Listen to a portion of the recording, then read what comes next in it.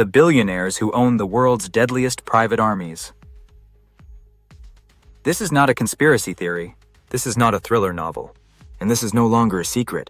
Right now, as you're watching this video, some of the wealthiest people in the world have quietly assembled the most advanced, most lethal, and most secretive private armies ever seen in human history. Armies that answer to no government. Armies that exist outside the law. Armies built not to defend nations, but to defend private empires. These are not security guards. These are not bodyguards.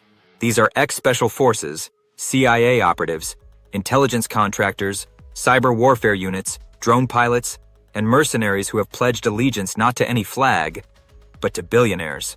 The media doesn't talk about it. Politicians pretend it's not happening. But the war machines of the elite are real, and they're preparing for something big. While most of the world is glued to their screens, doom-scrolling social media, obsessing over celebrity gossip, and sleepwalking through political propaganda, a new kind of power structure has risen in the shadows. Quiet, coordinated, ruthless.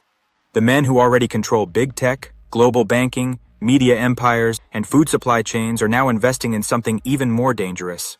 Militarized power. These billionaires aren't just buying security, they're building standing armies.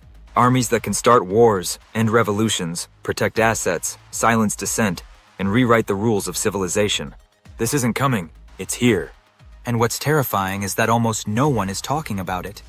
Until now. If you're new here, welcome to the only channel willing to say what the mainstream media won't. We don't serve advertisers. We don't read scripts from billion-dollar newsrooms. And we sure as hell don't take orders from the people orchestrating this new world order. If you believe in truth, if you believe in freedom, if you want to understand what's really happening behind the scenes, subscribe right now. Hit the bell, share this video, and stay with us until the end.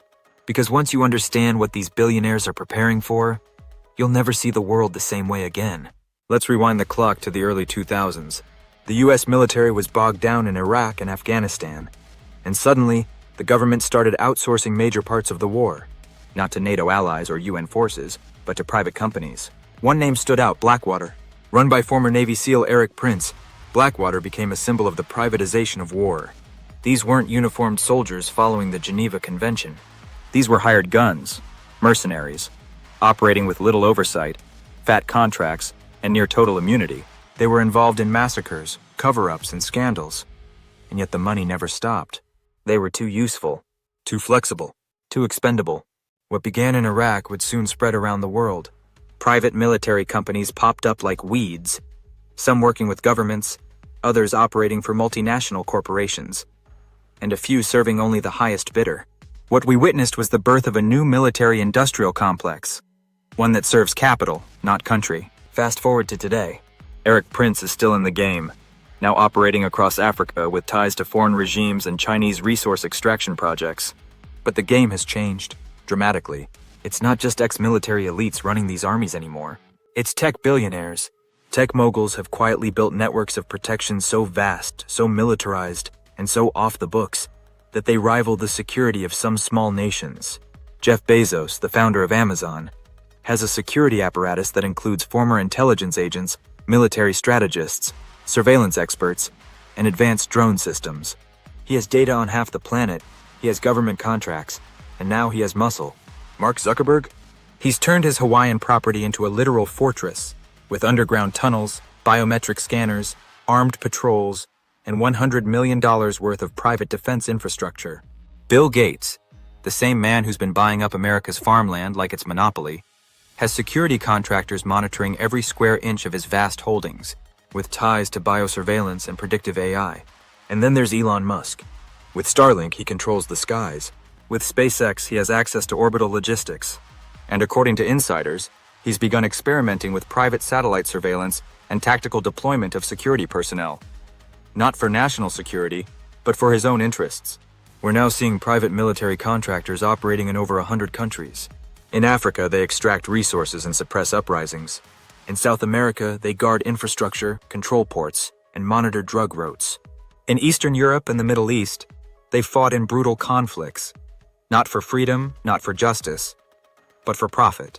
The Wagner Group, a Russian private military organization, has committed unspeakable atrocities while serving the interests of oligarchs and state-backed corporations. But make no mistake, The West has its own version of Wagner. The difference is, they wear suits, use PR firms, and operate under layers of shell corporations. In Ukraine, Syria, Libya, and even inside the United States, private military and intelligence firms are being used to do what governments can't legally admit. These aren't rogue operations. They are the new face of modern warfare. And the men funding them? They aren't presidents. They're CEOs. This is the question the media refuses to ask. Why are the richest people in the world investing in private armies, fortified compounds, off-grid bunkers, and global surveillance? It's not just paranoia.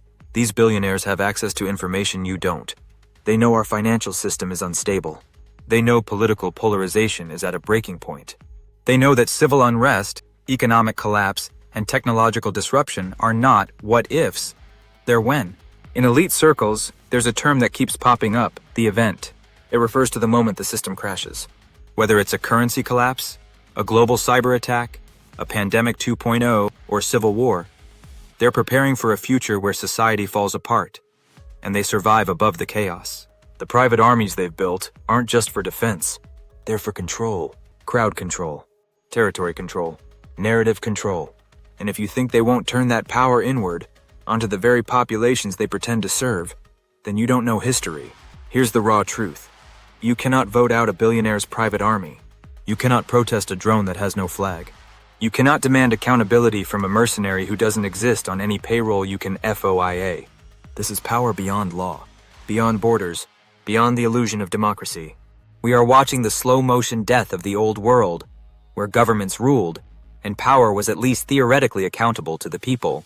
In its place, a new structure is rising, one where the ultra-rich rule through data, force, and fear. A new aristocracy, armed not with swords but satellites, not with horses but helicopters, not with kings but CEOs. The mainstream media, the tech platforms, the bought-out politicians, they're all part of the cover-up. You are being kept asleep while they dig in, while they prepare, while they militarize every inch of the world they plan to own. So the question is no longer, is this happening? It is. The question is, what are you going to do about it? The billionaires already have their armies. Their bunkers are stocked. Their escape plans are in motion. But you still have something they don't control. Not yet. You have knowledge. You have truth. You have the power to resist. That's what this channel is about. Not entertainment. Not fear porn. Reality. The kind they don't want you to hear. So if you're still with us, subscribe. Share this video before it disappears. Spread it like fire.